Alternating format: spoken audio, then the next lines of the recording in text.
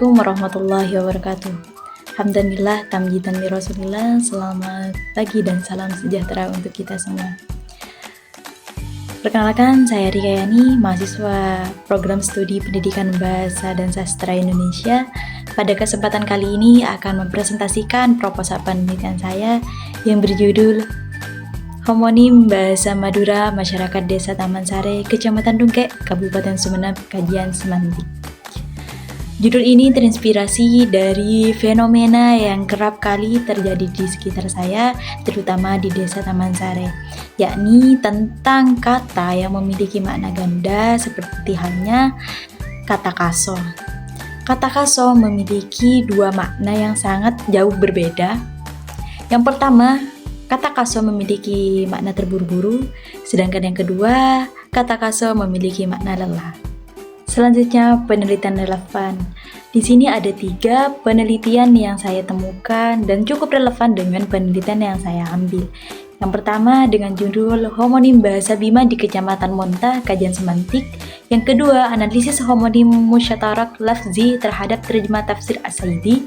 Kemudian yang terakhir, relasi makna sinonim, antonim, dan homonim dalam bahasa Makassar, dialek Lakuing di Kecamatan Sarangbone. Pembaruan penelitian saya yakni terfokus pada kata homonim, implikasi dan mengatasi potensi ambiguitas yang muncul akibat penggunaan kata yang sama di Desa Taman Sare. Alasan dari penelitian saya yakni agar ikut berkontribusi pada pengembangan teori semantik, dan tujuan dari penelitian saya untuk mendeskripsikan kata homonim dalam tuturan masyarakat Desa Taman Sare. Dari fenomena yang terjadi, terdapat 2 rumusan masalah yang saya temukan. Yang pertama, rumusan masalah umum, yakni bagaimanakah homonim bahasa Madura masyarakat Desa Taman Sare. Selanjutnya, rumusan masalah khusus, di mana yang pertama, yakni bagaimanakah kategori homonim kata sifat, dan yang kedua, bagaimanakah kategori homonim kata benda. Tujuan masalah, yang pertama, tujuan masalah umum, untuk mendeskripsikan homonim bahasa Madura masyarakat Desa Taman Sare, dan tujuan masalah khusus yang pertama untuk mendeskripsikan kategori homonim kata sifat, yang kedua untuk mendeskripsikan kategori homonim kata benda.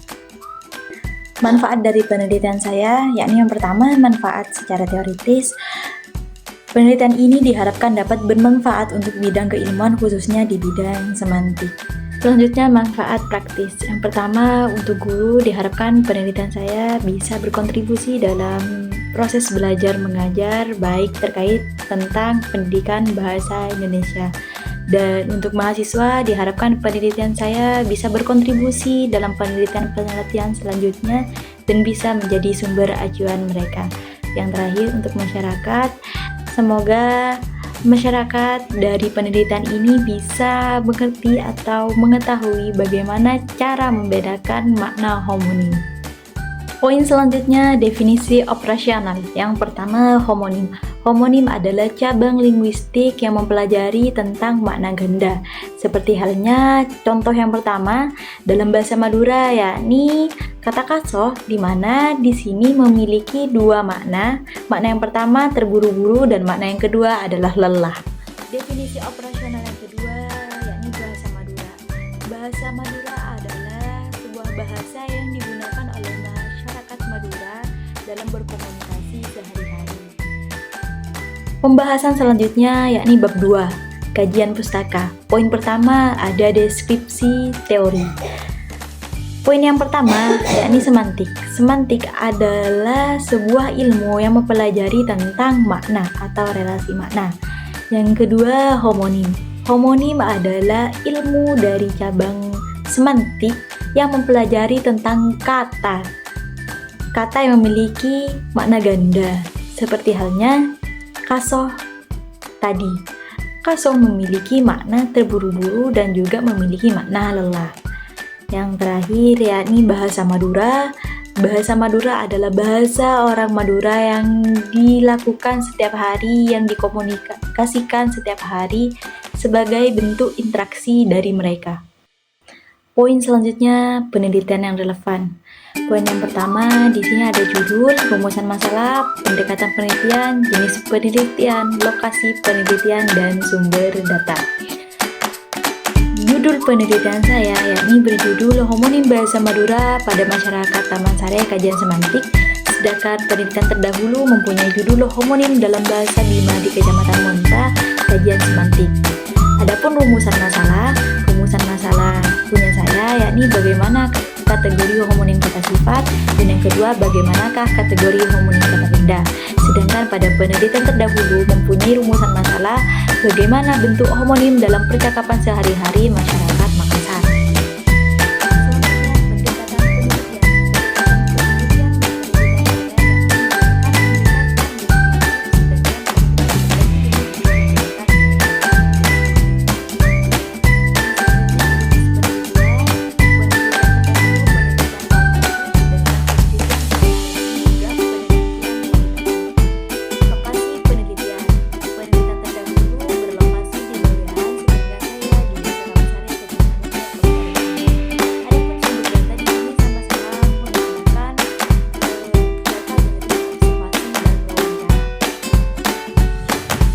Selanjutnya, kerangka berpikir.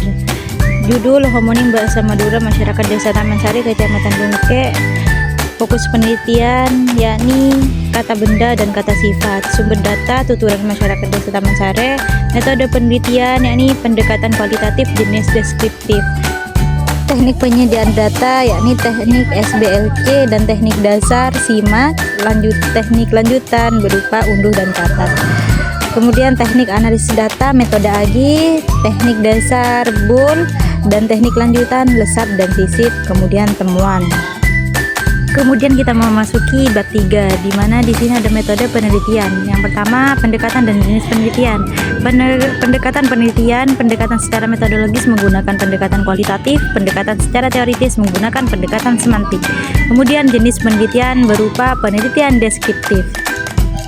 Kehadiran peneliti sebagai instrumen utama, data dan sumber data. Data berupa tuturan masyarakat Desa Taman Sare, sumber data berupa hasil wawancara masyarakat Desa Taman Sare. Selanjutnya, prosedur penyediaan data. Metode yang digunakan metode SIMAK, bebas lipat cakap, biasa disebut SBLC, teknik dasar SIMAK, teknik lanjutan unduh dan catat. Kemudian teknik analisis data. Metode yang digunakan ada metode analisis gramatikal hierarkis AGI, teknik dasar bila unsur langsung BUL, teknik lanjutan lesap dan sisip.